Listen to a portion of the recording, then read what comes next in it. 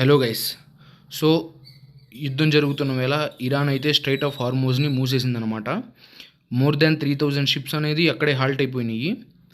So ఈ షిప్స్ని దారొదలటానికి Iran అయితే కొత్త డిమాండ్ అనేది ప్రవేశపెట్టింది. అదేంటంటే ఈ షిప్స్లో ఉన్న ప్రొడక్ట్స్ ఏవైతే ఆ దేశాలకు వెళ్తాయో ఆ దేశాలు ఈ ప్రొడక్ట్స్ని డాలర్ ద్వారా కాకుండా చైనా కరెన్సీలో ట్రేడ్ చేయాలని ఇరాన్ అయితే డిమాండ్ పెట్టిందనమాట. దీని వెనక చూసుకున్నట్టయితే మనం క్లియర్గా ఇరాన్ అనేది స్ట్రాటజిక్ షిఫ్ట్ చేసిందనమాట. మిసైల్స్ యుద్ధంతో పాటు ఎకానమీ యుద్ధం అనేది స్టార్ట్ చేసింది. యూఎస్ఏ ఎకానమీని ఎలాగైనా కానీ డౌన్ చేయాలి అని. సో దీని గురించి షార్ట్గా ఎక్స్ప్లెయిన్ చేస్తాను.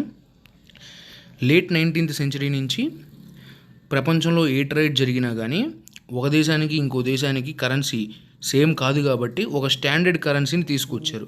ఆ టైంలో యూఎస్ఏ అప్పటికే మంచి ఎకానమిక్గా డెవలప్ అయింది కాబట్టి యూఎస్ఏ డాలర్ అనేది స్టాండర్డ్ కరెన్సీగా ఉపయోగపడటం జరుగుతుంది.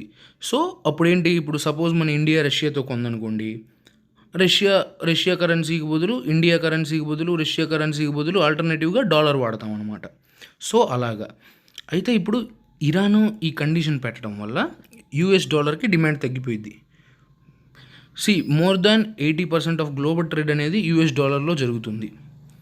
సో ఈ 80% ఎఫెక్ట్ అయ్యే పని ఉంది. అప్పుడు యూఎస్ డాలర్స్కి డిమాండ్ తగ్గినప్పుడు యూఎస్ ఎకానమీ స్లో అవుతుంది. మన ఇంపాక్ట్ ఏంటి, మన మీద ఎలా ఇంపాక్ట్ చూపించిద్దంటే, ప్రతి దేశానికి ఒక సెంట్రల్ బ్యాంక్ అనేది ఉండిద్ది. సేమ్ అలాగే మన ఇండియాకి కూడా సెంట్రల్ బ్యాంక్ ఉండిద్ది.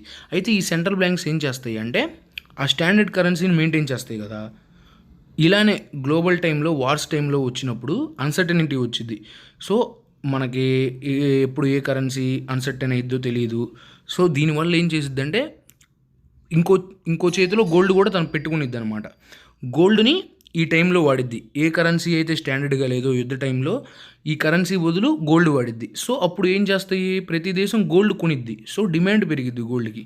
సో దీన్ని బట్టి చూసుకుంటే మన దేశంలో కూడా గోల్డ్ ప్రైస్ కానీ సిల్వర్ ప్రైస్ కానీ ప్రీషియస్ మెటల్స్ ప్రైస్ కానీ స్లైట్గా పెరగవచ్చు. మరీ అని చెప్పలేం కానీ ప్రస్తుతానికైతే గ్రాడ్యువల్గా స్లైట్గా పెరిగిద్ది అనమాట. సో చైనా కరెన్సీ కూడా వాడమని చెబుతుంది కాబట్టి చైనా కరెన్సీ కూడా డిమాండ్ పెరిగిద్ది. అప్పుడు చైనా ఎకానమీ కూడా గ్రాడ్యువల్గా ఇంక్రీజ్ అయ్యింది అనమాట. సో ఇదనమాట ప్లాన్. స్ట్రాటజిక్ షిఫ్ట్ అయితే క్లియర్గా చూస్తున్నాము. ఫిజికల్ యుద్ధం నుంచి ఎకానమీ యుద్ధానికి అయితే మారిందనమాట. సో గుర్తుపెట్టుకోవాల్సిన విషయం ఏంటంటే ఇరాన్ అనేది బ్రిక్స్లో కూడా ఒక దేశం. స్టార్టింగ్ బ్రిక్స్ కూడా డీడాలరైజేషన్కి వర్క్ చేసింది. సో ఇప్పుడు ఇరాన్ కూడా ఈ విధంగా బ్రిక్స్లో ఒక పర్మనెంట్ మెంబర్. మనం ఇది కూడా గుర్తుపెట్టుకోవాలి. That's it guys. ఈ వీడియో నచ్చినట్లయితే లైక్ చేయండి, షేర్ చేయండి. మరిన్ని అప్డేట్స్ కోసం మన ఛానల్ని ఫాలో అవ్వండి.